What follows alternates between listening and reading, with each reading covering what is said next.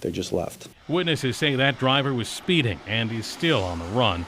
Police are hoping someone will notice the damage to the car and call Caledonia police.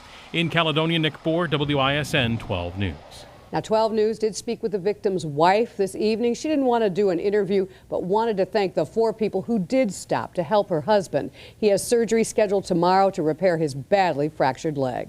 An update to that breaking news we first told you about at 5. A Waukesha soccer ref arrested on charges of sexually assaulting a teenage girl. 12 News' Christina Palladino is live. And Christina, he also told police he's been deported twice to Mexico. Yeah, Joyce, Christian Sanchez is locked up in the jail here behind the courthouse. Initially, he used a fake name when talking with investigators. Police say Sanchez met the girl over at the Shootsy Recreation Center months ago. Now, according to Waukesha police, Sanchez disappeared with the girl in this parking lot one night last week. The girl's older sister became concerned and called police. The 15-year-old told investigators Sanchez grabbed her buttocks, pulled her close, and rubbed himself on her. The teen says she's known Sanchez for about 4 months. He has kissed her and texted her that he, quote, loved her. Now, police say after learning Sanchez's true identity, they discovered that he had an outstanding warrant. Now, I have contacted the soccer complex, the rec department, police, and the family. No one is talking about this case. I've also been digging into Sanchez's criminal past, and we'll bring that all to you tonight coming up at 10. For now, we're live at the Waukesha County Courthouse. Christina Palladino, WISN 12 News.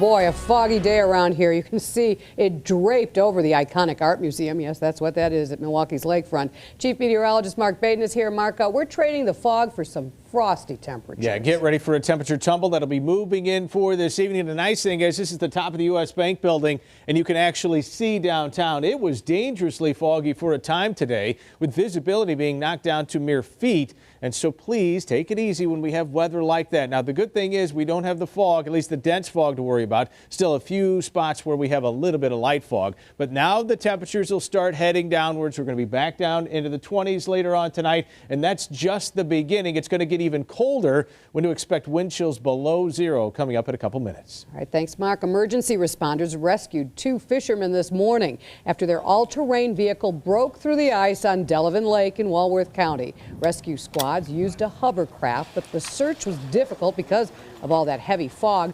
They located the men, who are 66 and 31, by following their cries for help.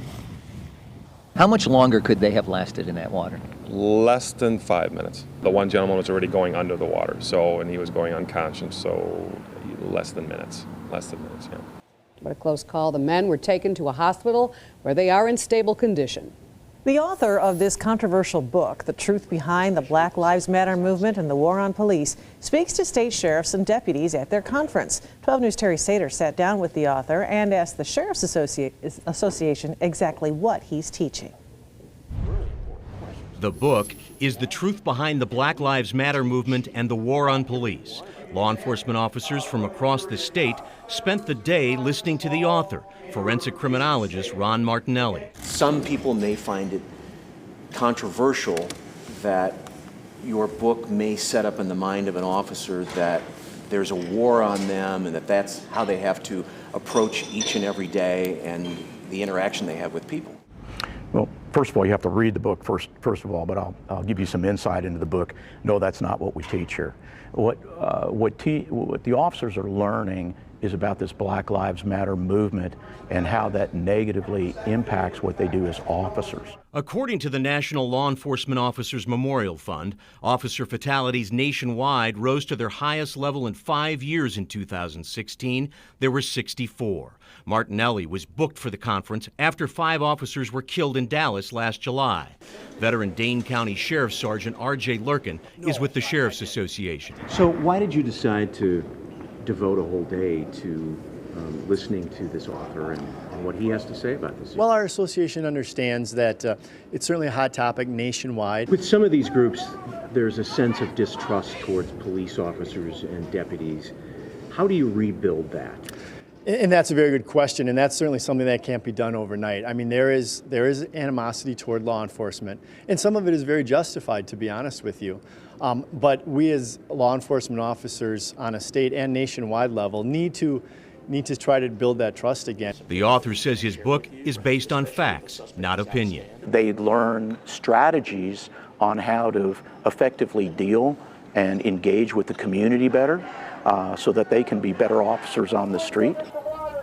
This is the book, and the author says the founder of the Black Lives Matter movement favors a Marxist political ideology. We reached out to Black Lives Matter, Joyce, for comment, and we haven't heard back yet. Terry, the funding for the conference, some of it came from the state.